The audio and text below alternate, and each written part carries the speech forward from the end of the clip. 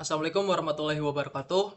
Perkenalkan kami dari kelompok 6 akan membahas mengenai geothermal well development. Sebelum memasuki materi, langkah awal perkenalan terlebih dahulu. Saya Pradika Sakti Saputra dengan NIM 231410020 dan saya juga ditemani oleh teman saya Ziadul Akbar dengan NIM 231410039. Kemudian Teguh Muhammad Furkon dengan NIM 231410014. Kemudian Asna Amelia dengan NIM 231410033. Baik, inilah kami. Kami akan membahas mengenai geothermal well development, di mana kami sudah memiliki data dimulai dari geologi, geokemis, dan geofisik. Sehingga nanti akan kami implementasikan di mana sih well yang akan kami bangun atau kami development.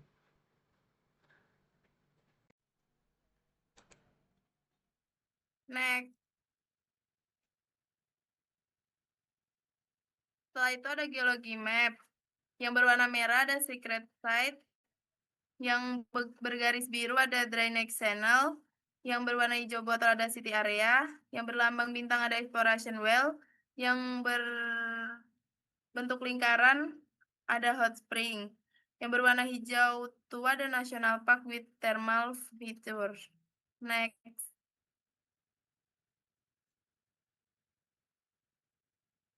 Selanjutnya ada geologi struktur.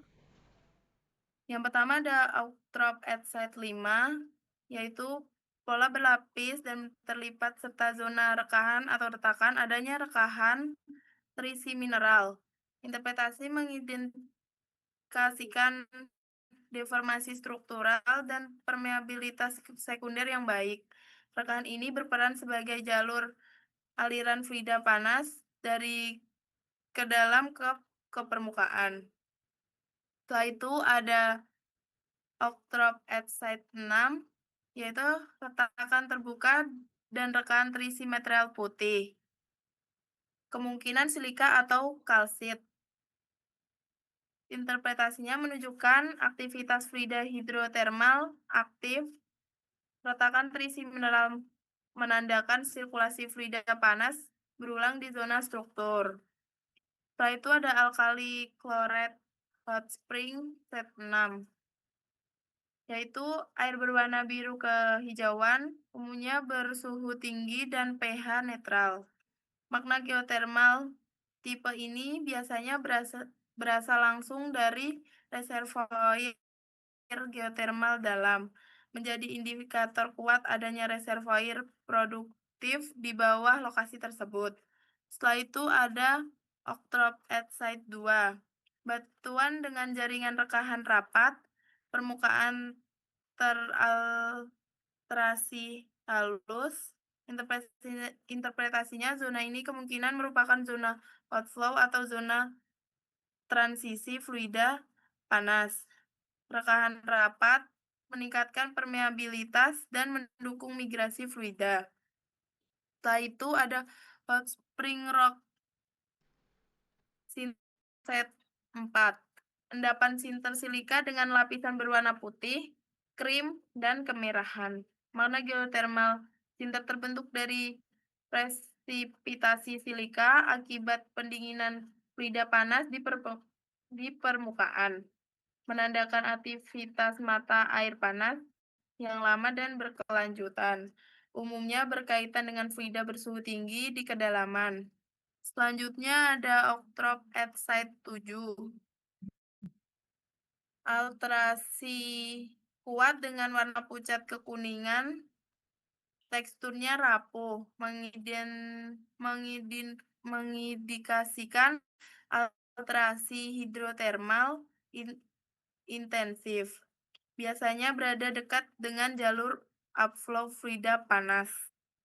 Selanjutnya ada outcrop at site 9. Batuan berurat dengan satu vein dominan, menunjukkan zona struktur utama yang pernah dilewati fluida panas. Vein ini berpotensi menjadi kontrol utama sistem permeabilitas. Next.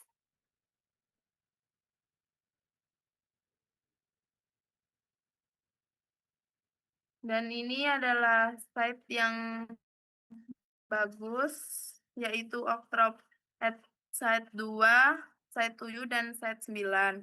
Site 7 menunjukkan alterasi hidrotermal kuat. Alterasi intens biasanya terjadi dekat jalur naik fluida, menandakan interaksi fluida panas batuan yang aktif.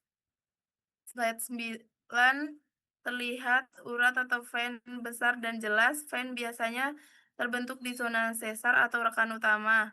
Struktur seperti ini adalah kontrol utama permeabilitas dalam sistem geotermal.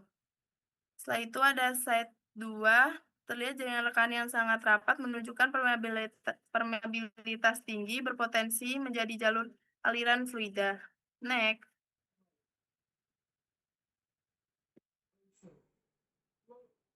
Ini adalah well 3 menunjukkan bahwa sumur ini menembus zona bersuhu tinggi yang sudah masuk kategori reservoir geotermal suhu menengah tinggi potensial untuk produksi. Dan ini ada smectite in ground mesh, itu menunjukkan zona alterasi suhu rendah sampai menengah, biasanya di bagian atas atau transisi reservoir. Biasanya 70 sampai 200 derajat Celcius. Setelah itu ada epidot. Ini indikator temperatur tinggi menandakan bahwa sumur menembus reservoir panas utama. Ada di lebih besar 250 derajat Celcius. Terus selanjutnya ada Pernight, menguatkan bahwa batuan mengalami alterasi suhu tinggi dan stabil lebih dari 220 derajat Celcius. Setelah itu ada waters, menunjukkan proses boiling, pendidih fluida, kondisi yang sangat penting dalam sistem geotermal produktif karena meningkatkan permeabilitas. Setelah itu ada wollastonite, no scaling, menandakan fluida relatif tidak bermasalah terhadap scaling, baik untuk berkelanjutan produksi.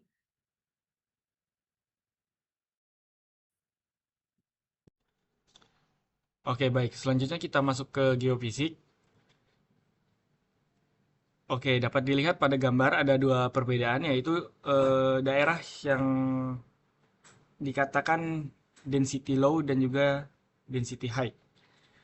Pada zona densitas rendah sering menandakan batuan poros atau reservoir geotermal yang terisi fluida panas, sedangkan densitas tinggi menunjukkan batuan padat. Pola ini mendukung identifikasi kaldera atau struktur vulkanik yang dapat menentukan adanya potensi geotermal. Selanjutnya kita masuk ke demagnetization. Jadi hasil magnetik menunjukkan adanya zona demagnetisasi. Zona demagnetisasi adalah area bawah permukaan bumi yang mengalami penurunan atau hilangnya sifat magnetik batuan terkait dengan aktivitas panas bumi atau hidrotermal ataupun juga fluida panas yang mengubah mineral magnetik menjadi non-magnetik. Selanjutnya kita masuk ke magnetotelorik atau yang biasa disebut juga dengan MT. Jadi survei MT ini adalah metode geofisika pasif yang mengukur variasi medan elektromagnetik alami bumi untuk memetakan distribusi resistivitas subsurface. Selanjutnya MT ini sangat efektif untuk eksplorasi geotermal karena sensitif terhadap fluida konduktif. Survei MT mengungkap adanya perubahan resistivitas. Dapat dilihat pada gambar, zona yang berwarna merah menunjukkan resistivitas tinggi dan konduktivitasnya rendah. Pada zona merah juga dapat kita simpulkan bahwa sumber panasnya sangat tinggi di daerah tersebut.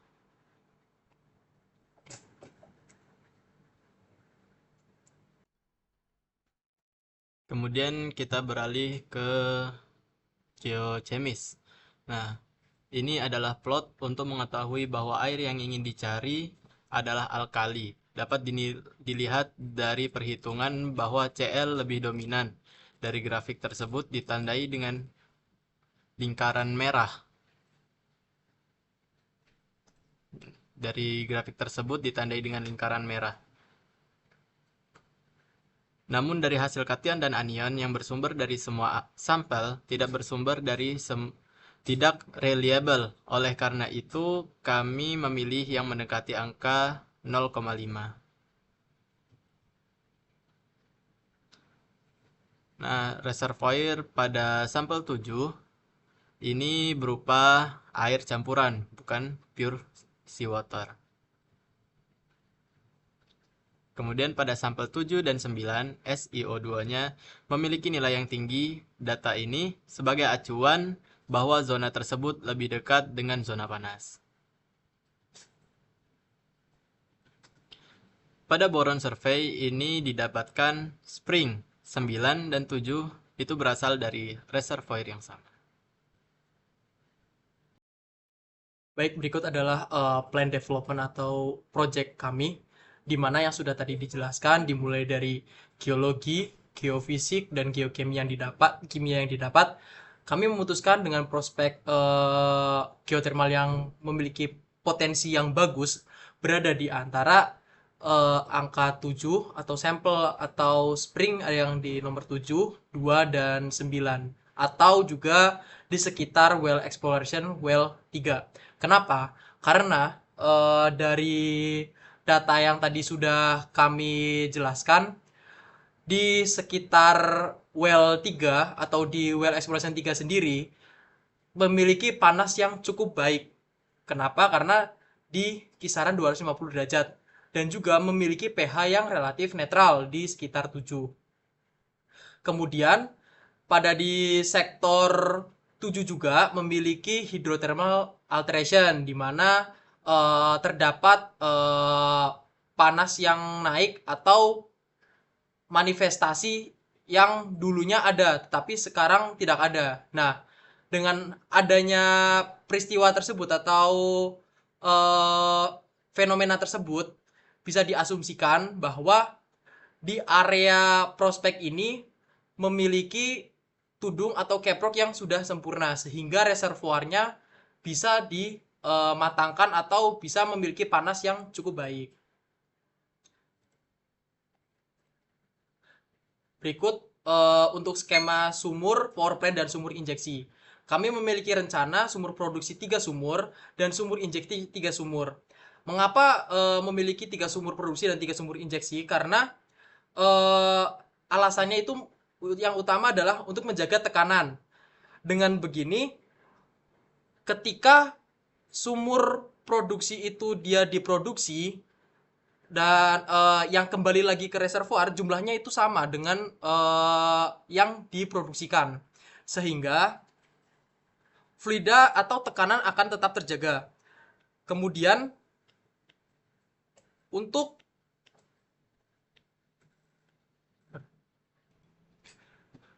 alasan kedua, mengapa kami mengambil project di dekat dengan area kota, karena pertama dia bakal low cost. Kenapa low cost? Kita tidak perlu membuka lahan yang cukup luas. Artinya dengan di daerah area kota otomatis para pekerja atau karyawan itu pasti tinggalnya di area kota. Sehingga untuk menuju ke kantor atau ke site tidak terlalu jauh dengan tempat tinggal. Kemudian untuk penjualan listrik atau karena kita menjual uap kemudian listrik itu didistribusikan ke kota, otomatis tidak ada penurunan kapasitas yang terlalu signifikan. Karena jarak dari PLTP ke kota yang cukup jauh akan mengakibatkan penurunan pemanfaatan atau penurunan daya energi atau daya listrik.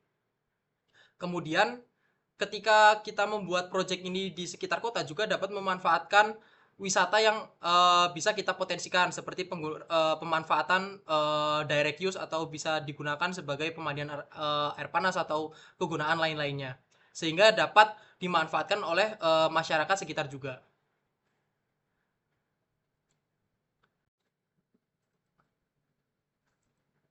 Baik, terima kasih paparan yang dapat kami sampaikan dari kelompok 6. Apabila masih banyak kata atau kesalahan, mohon maaf. Akhir kata, wassalamualaikum warahmatullahi wabarakatuh.